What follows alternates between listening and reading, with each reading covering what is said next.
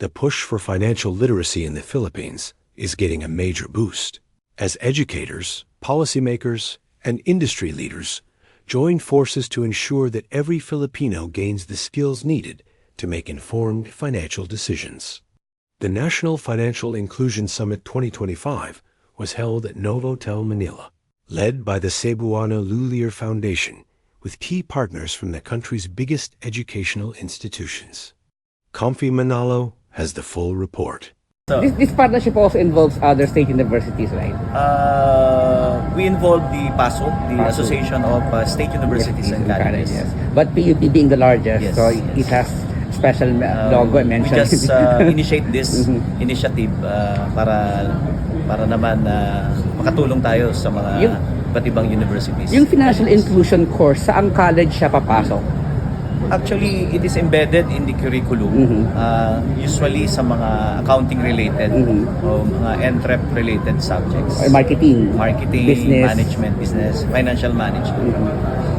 A call for inclusive financial empowerment echoed through Novotel Manila as Cebuano Lulier Foundation, Inc., spearheaded this year's National Financial Inclusion Summit, co-presented by the Polytechnic University of the Philippines, the Philippine Association of State Universities and Colleges, and the League of Corporate Foundations. But we have a use case, University of Makati, and you've heard the session earlier with Dr. Laarni.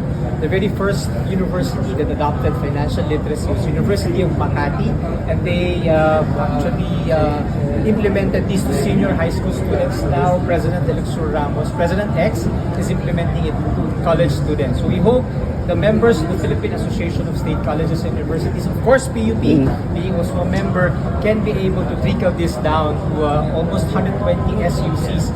BSP's record is showing that only 27% of the youth aging from 15 to 19 are financially included.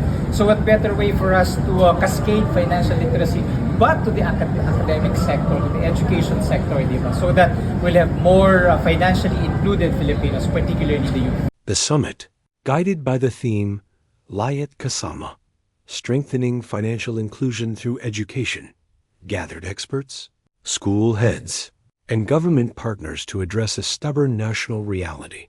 Nearly half of Filipino adults are still unbanked, and only 27% of young people aged 15 to 19 hold a formal financial account.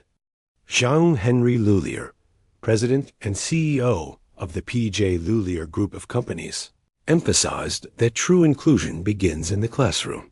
He noted that access to financial services is only the first step, but education ensures that Filipinos know how to use those tools responsibly and confidently. One of the biggest announcements came from HUP President Manuel Mui, who confirmed the university will embed a financial literacy course into its academic modules, not just in business, marketing, and entrepreneurship programs, but across all disciplines. Muhi says every PUP student must graduate financially literate.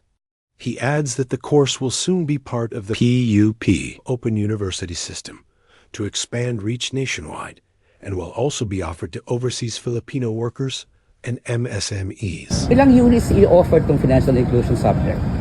Normally, it is embedded in the curriculum or the syllabus, mga 3 units subject. 3 units subject. And in the case of PUP, we are offering associate course in financial management, and part of that is the subject, the financial literacy and inclusivity.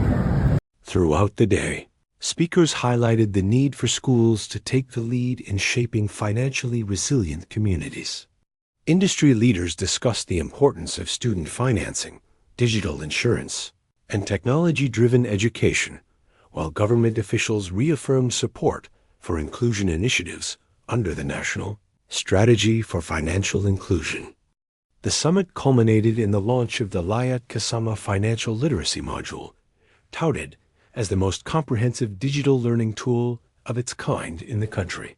It includes interactive lessons on saving, investing, and disaster preparedness practical skills that educators can immediately bring to their classrooms. CLFI Executive Director Jonathan Batangan says this is only the beginning. He expects the ecosystem to grow, welcoming other state universities, private institutions, and even financial organizations that can offer real financial access to students completing the course.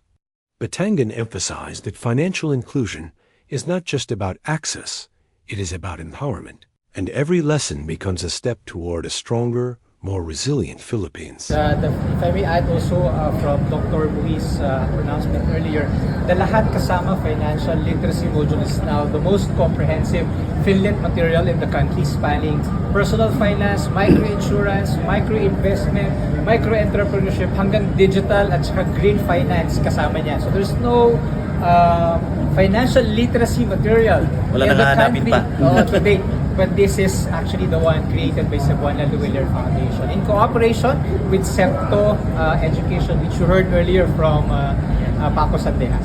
Yung ibang mga proponent ng digital learning to prepare the students to 21st century requirements, no. They're pushing for mga short courses with certifications, micro credentials. And since this is you're offering this financial inclusion as an associate course, are you also looking into that strategy to offer this as Bachelor? Yeah, bachelor. Micro credentials.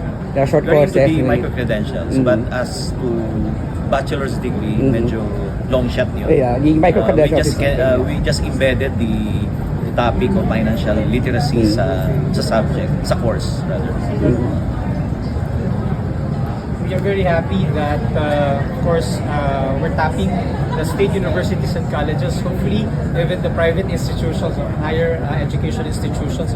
We're starting with SUCs, pero ito yung mga estudyante na nasa laylayan ng lipunan. Kailangan nating turuan on financial literacy. That's why we're prioritizing state universities and colleges at this point. Yung micro credentials, they will receive certificates. Yes, definitely. They're going to receive the certificate. That's now what is implemented in the University of Makati. So it's a self-paced, downloadable program, which are actually at the own pace of the students, and they can, at the end of the day, get a certification. So what better way to graduate? No? Meron silang certification on being financially literate. It adds to the prestige and reputation of the graduating student. Offer this online or in campus. Tinitingnan namin yon with other partners like PUP. Download it para sa isang app na store kahit na walang internet. You can have also that. Self-paced bale. Self-paced move. Ilan years na pwedeng kunin? Vocational, Ilang months. Since self-paced ito, kahit kailan, kung kaya mo tapusin ng 5 days. By modules kasi 5 siya. modules. So we have about 5 modules. It's so sinabi ko kanina, personal finance, micro-insurance, micro-investment, micro-loans, cash transfers, even green finance, and digital finance are also embedded in that. The initiatives launched at the summit are expected to roll out across participating institutions within the year, as partners push to make financial literacy a standard skill every Filipino should master. Reporting for Barangay 13 and the Daily Chronicle, this is Komfie Manalo for IBC 13 and DWA AM Radio.